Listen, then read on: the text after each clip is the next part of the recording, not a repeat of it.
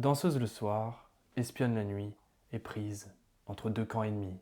Voici l'histoire de Mata Hari. Née aux Pays-Bas, pays neutre pendant la Première Guerre mondiale, elle peut voyager librement à travers l'Europe en guerre. Avant la guerre, elle devient une star à Paris.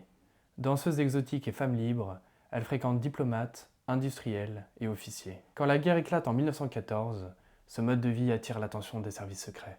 En 1915, elle est approchée par les services de renseignement allemands, l'Abteilung 3B, dirigé par le major Arnold Kalle. Il lui donne un nom de code, agent H21, et lui verse de l'argent. Mais les informations qu'elle transmet sont vagues, souvent sans valeur militaire réelle.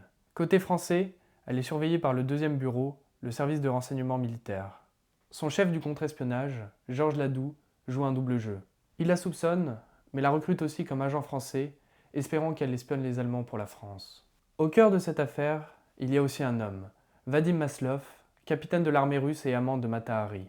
Pour le rejoindre, elle accepte des missions, persuadée qu'elle peut jouer sur les deux tableaux. Mais en 1917, la situation militaire est catastrophique pour la France. Il faut alors trouver des responsables.